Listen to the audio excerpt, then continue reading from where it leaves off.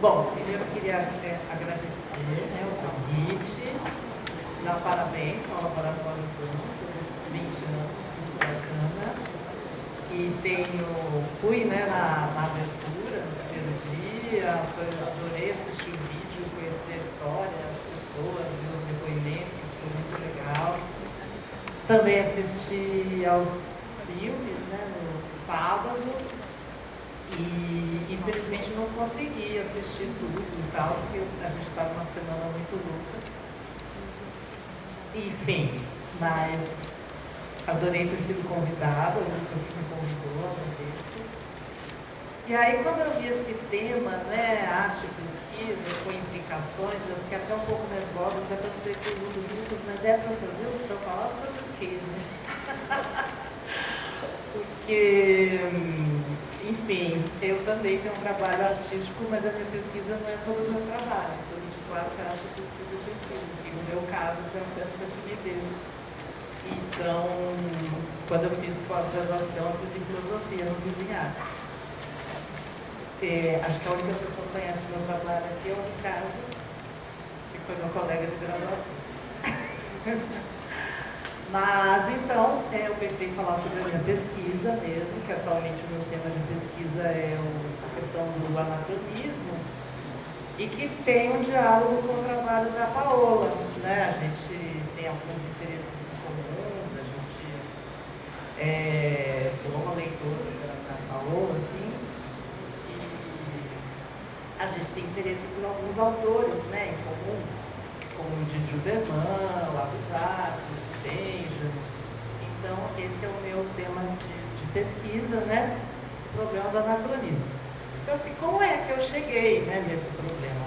Então, na verdade, eu cheguei aí um pouco a ver esse tema arte e pesquisa. Como eu falei, a minha formação é filosofia, né?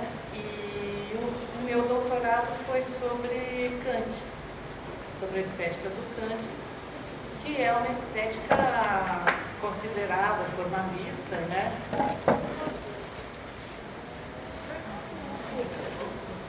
Está estourado? Está baixo o som? Está baixo.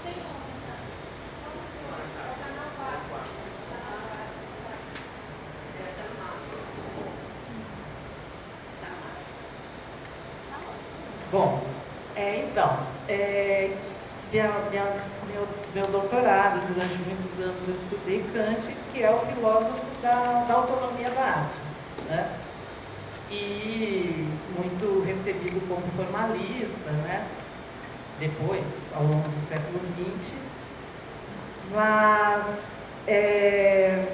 eu entendo que, na verdade, para o Kant não é que a arte tem que ser formalista, é a questão na forma como a gente julga a arte, né? Então, o que é o formal, né, na estética do Kant é o juízo, né? Embora o mesmo objeto possa ser ciência, pode ser técnica, pode ser conhecimento, mas quando a gente julgar a beleza, a gente levaria em conta aspectos formais, né? Então tem todo o contexto, é um cara, né, do século XVIII, está ali, nos filósofos do iluminismo. Então a ideia principalmente é não misturar arte com religião e arte com política, né? Quando a gente julga a arte. Então, para o Kant, né, se você, sua relação com a obra, se você tem uma sensação de prazer estético, você não leva em conta, por exemplo, questões éticas ou políticas, né?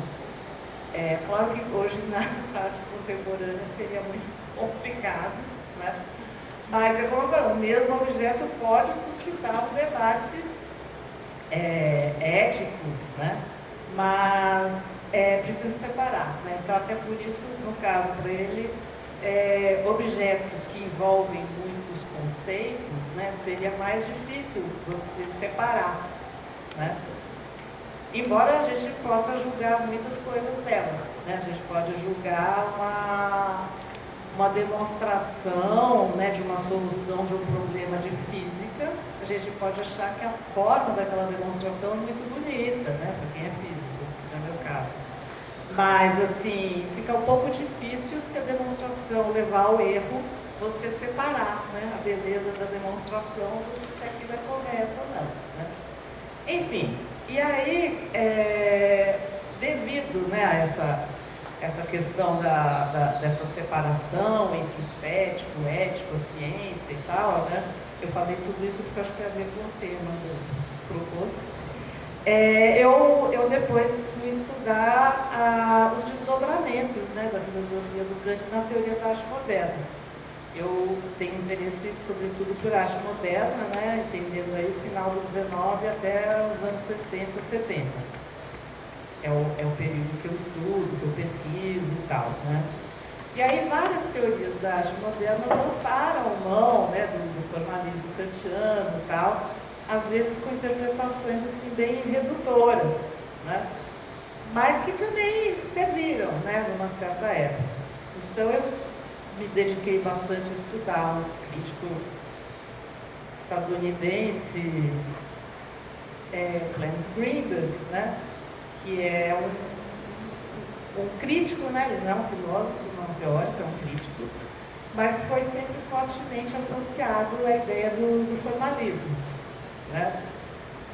E eu estudando, né, o Greenberg e tal, assim como para outros teóricos e críticos do modernismo, da pintura modernista, o cubismo é um momento muito crucial. Né? Apesar, né, vamos supor, o Picasso e o Braque, eles nunca foram totalmente abstratos, né, na verdade, mas o cubismo, né, que teria levado a uma série de movimentos abstratos, geométricos, como o suprematismo, o construtivismo, né? Então é um momento muito importante, né, na teoria da arte moderna, na história da arte moderna. Tá? E aí, enfim, eu estudei muito tempo toda a literatura sobre o cubismo e tal.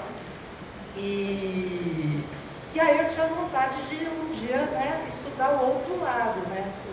O lado, não é o lado B de ser pior ou melhor ou mais alternativo, mas como eu estudei muito a importância do cubismo para o formalismo, eu tinha vontade, um dia eu vou estudar a relação, né, do cubismo e do surrealismo, do cubismo e das coleções etnográficas, né, até porque há toda uma polêmica da relação do Picasso com as coleções, né, etnográficas e tal, do Museu do Trocadeiro e tal. E aí eu comecei primeiro a me interessar pela relação entre primitivismo e vanguardas, né? O que se chamava de primitivo, como é que os artistas tinham contato com essas produções, como é que era visto, qual foi o impacto disso na produção deles, né? E com isso eu acabei chegando num outro ponto, que é a questão da montagem, né? Como que esses objetos eram mostrados? Né? Como até hoje, né? A gente encontra certas situações em que a gente tem objetos utilitários, objetos ritualísticos, obras feitas intencionalmente como obras, né? E essas coisas podem ser feitas em vários níveis, né? Às vezes tem coisas que a gente, assim, vamos dizer, funcionam, né? E às vezes tem aproximações que são um pouco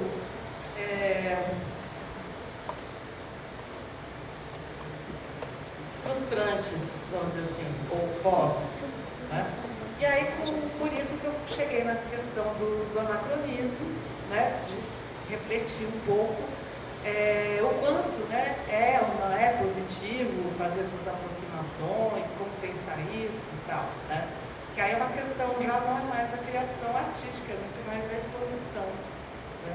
Da exposição, do discurso, né? da etnografia, da museologia, né? Então, só para começar aqui algumas imagens, né, que tem a ver com a pesquisa, que é uma exposição que foi na década de 20, da Galeria dos Tigres, daquele fotógrafo, em Nova York. Eu não sei, não lembro exatamente o ano nem o autor da foto, só porque eu acho a foto bonita mesmo. Não tem mais referências, mas era uma exposição que tinha colagens do Picasso e do Braque, e objetos, né, etnográficos, tem uma urna, tem uma máscara e tal. Né? E, enfim, o Picasso, né, assim como outros artistas das vanguardas, era bastante interessado, não por estudar o que eles chamavam de arte primitiva, não é que ele conhecesse, mas ele gostava dos objetos, né? Vários artistas colecionavam máscaras, esculturas e tal, e aqui o Picasso tem no início, né, da carreira, e se não me engano a primeira ateliê que ele teve em Paris, né, cercado por alguns objetos da coleção, né? Aqui o Apollinaire também, as imagens estão muito escuras, mas é porque aqui é claro, mas é só para ter uma ideia, né? Aqui um outro objeto da coleção dele, né? Colagens, então a colagem para os teóricos do modernismo mais formalistas e tal, são a abertura para a arte abstrata, né, e geométrica, e a negação mais total assim, da perspectiva, do ponto de fuga e tal. E nesse período Picasso realizou várias colagens, né, ou papier-collé, que, enfim, aqui ali já é cubismo sintético, né? Aqui é um retrato do Kahnweiler, que foi um marchand do Picasso muito importante na vida dele, porque primeiro o Picasso tinha uns marchands assim, meio genéricos, assim, trabalhava com vários artistas, e o Kahnweiler ele trabalhou principalmente com o Picasso, com o Braque.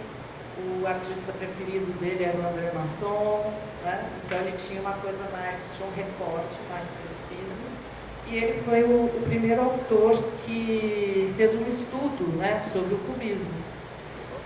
O Rise of Cubism, surgimento do cubismo, né? E foi inclusive ele que criou esses nomes, né, cubismo analítico e cubismo sintético, né? Então é uma figura importante, né? E aí a gente tem vários níveis assim, de relação entre as pinturas do Picasso e as máscaras, os objetos, né? Outros objetos que estavam lá no museu em Paris, no Trocadeiro.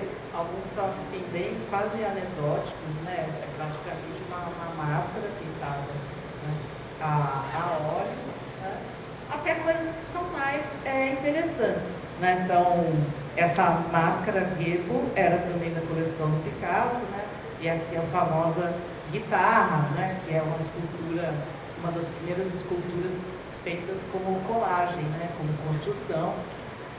E aí a gente tem assim, algumas referências, né? Como o Yves Lambert, por exemplo, o próprio Kahnweiler, né? Esse marchand e estudioso do cubismo, né? Que mostram como aí a gente já tem uma coisa mais sofisticada, né? Não tão óbvia, não tão anedótica, que é uma coisa que o Yves Lambert chama de arbitrariedade do signo, né? Então, com, né, as máscaras, com a arte africana, o Picasso teria tido essa percepção, né, que depois o acompanhou ao longo de décadas, de que o sentido, né, o significado, a construção, né, ela é dada por uma questão da estrutura, né? O Yves Lambert, que esse é o historiador da arte, ele é estruturalista, né? Ele foi orientando do Barthes e tal. Então, assim, que a leitura que a gente vai ter vai depender da posição que cada parte mantém em relação ao todo. Então, isso que o Picasso teria pensado, né? Ou captado, né? O Picasso gostava de escapar um pouco das perguntas, ele não dava explicações muito claras, né? Mas o Yves Lambert acredita que o que ele percebeu e o que é presente assim, no cubismo, na colagem, nesse período, a influência, de fato, mais interessante, né, dessa arte africana teria sido a ideia de que, uma mesma forma, a depender da relação que ela tem com o resto, tem um sentido diferente. Então, aí a gente tem os olhos da máscara, está muito escuro, né, mas enfim, e a guitarra, em que esse cilindro, né, é a boca do instrumento.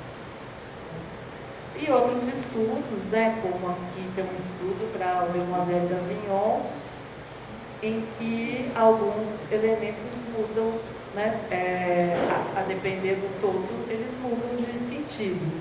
Então, na versão final do Demoiselle d'Avignon, a gente tem, né, o nariz naquele estudo, naquele esboço, seria tipo uma costela, né, e os olhos seriam seios, enfim. Então, e é basicamente a mesma coisa, né? Quer dizer, e aí, a depender de como você coloca, muda totalmente o sentido.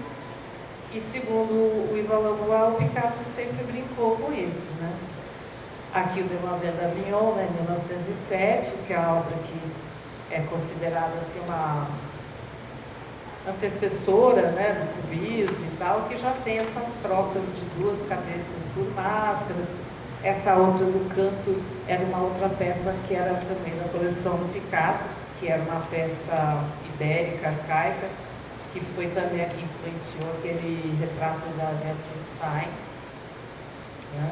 E aí essa coisa de os elementos terem seu significado a partir da sua relação com o todo, estão presentes ao longo da pintura e da escultura do Picasso, né? Como esse exemplo da cabeça de touro, que aí o cilindro da bicicleta vira cabeça, né, e o guidão são os chifres, né? Então, assim, essa construção, essa montagem que dá o sentido para as partes. Aqui eu vou falar depois, se der tempo. Mas, enfim, aí aqui esse tipo de exposição, né, que um pouco redutora, né? Essa foi uma das exposições que me instigou a estudar esse problema do anacronismo nas montagens. Foi uma exposição em 1985, no MoMA, em Nova York, chamada Primitivismo, né? Primitivismo na arte do século XX, e exatamente, está muito escuro, não vai dar para ver nada, exatamente essa seção. Ela chama Afinidades entre o Tribal e o Moderno. O próprio termo tribal já é meio complicado, porque nem toda sociedade não europeia ou dita primitiva vive em tribos, né? Então já é um termo um pouco delicado. E tem algumas aproximações assim, bem, vamos dizer assim, toscas, né? Tipo essa máscara e essa escultura do Max Ernst, por exemplo.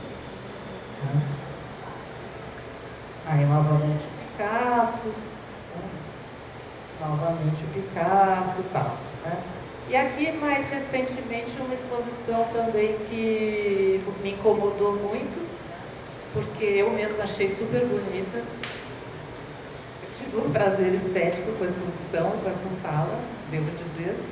Mas assim, né, vocês estão vendo, tem um retrato da Adriana Varejão, daquela série das tintas polvo, aí tem um retrato da Beatriz Milhago, aí tem um cocar, aí tem uma urna de cerâmica marajoara, aí tem aquelas pinturas do Ecaute, aí tem, está muito escuro, não dá para ver, mas tem aquele retrato do Mário de Andrade, né, tem uma série de obras de períodos diferentes, junto, né, com objetos de povos originários, né, urna, cocar. Eu acho que também tem momentos da exposição que tem cestaria, remos, né?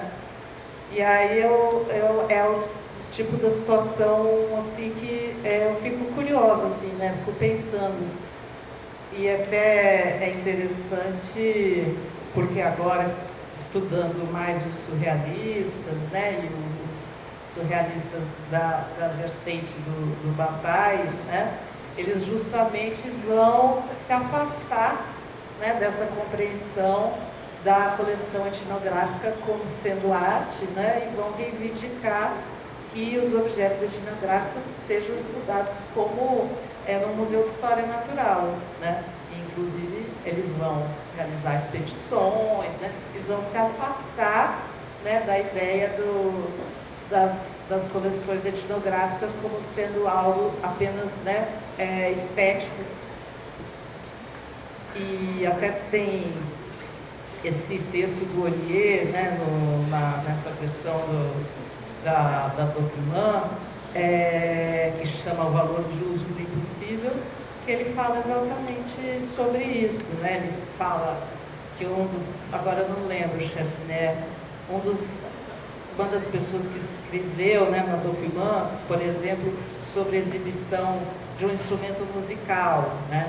E ele reivindicava que houvesse fotografia da pessoa usando o instrumento, talvez até uma gravação do som do instrumento, ou na época acho que não dava para fazer, né, um vídeo da pessoa tocando o instrumento, né?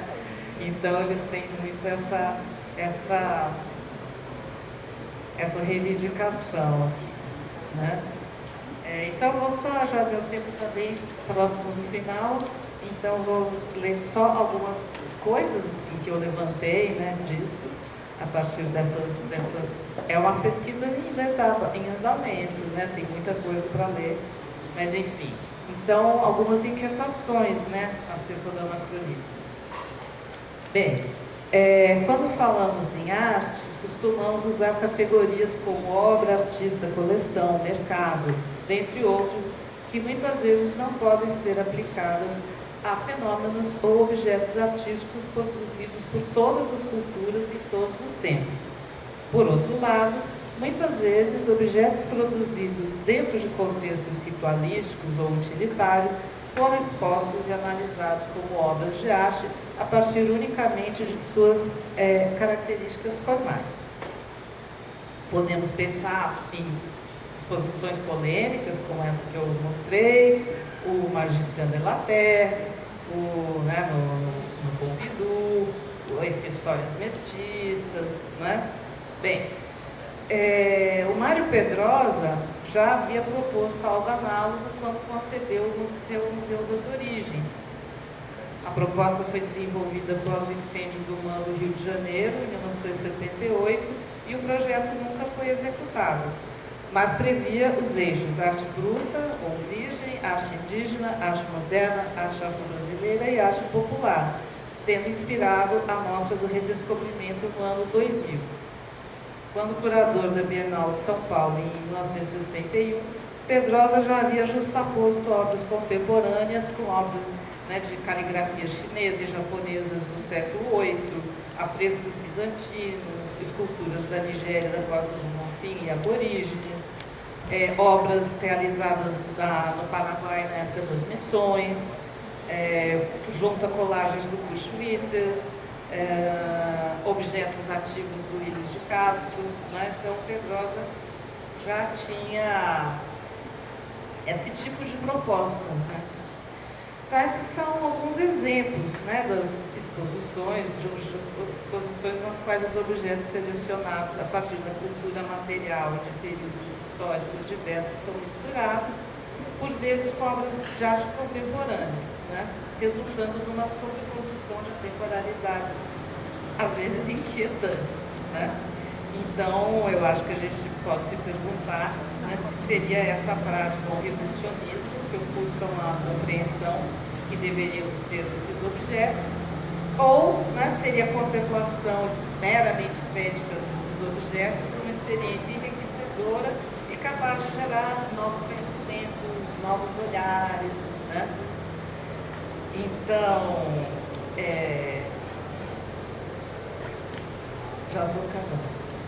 Eu trouxe várias páginas, mas não vou conseguir. Então, segundo o Piano de Menezes, né, historiador, logo no início daquela história da arte do Zanini, né, história da arte brasileira, então, segundo o Piano, o incômodo que sentimos quando vemos aproximações entre objetos que possuem semelhanças meramente formais advém da necessidade de se atribuir funções unívocas a todas as coisas, quando isso não seria necessário. Podemos pensar, por exemplo, que um machado de pedra, é tanto um utensílio para o trabalho agrícola, quanto uma oferenda funerária, o que se explicita apenas pelo contexto, sem o qual a significação efetiva do objeto é irrecuperável. No lugar de nos preocuparmos em alocar os objetos em categorias, poderíamos, segundo o historiador, prestar atenção àquilo que sua forma tem estética, ou seja, aquilo que extrapola a mera exigência funcional do objeto, né?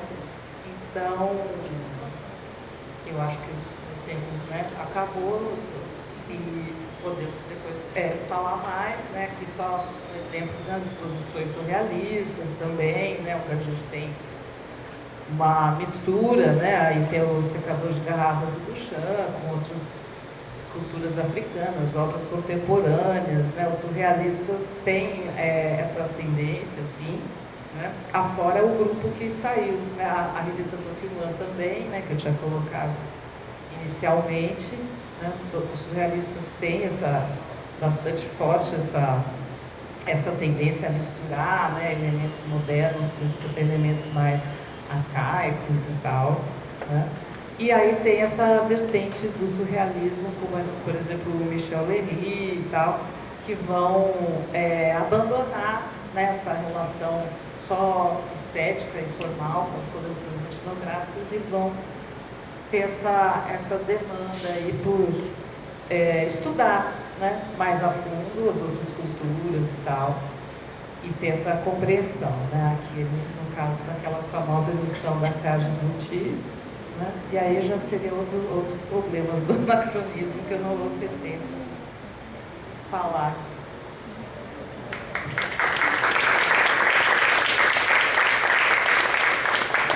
Obrigado, Rosa. Bom, agora eu acho que eu vou convidar todos que participaram da mesa, né, a Fabiana e a Glória, para vir para cá e a gente vai passar para o debate. E aí, a princípio, a Sinira Dalva vai ser a debatedora e vai fazer os comentários e logo em seguida a gente abre para o debate geral, faz as rodadas de pergunta. Mas acho que vocês podem vir para cá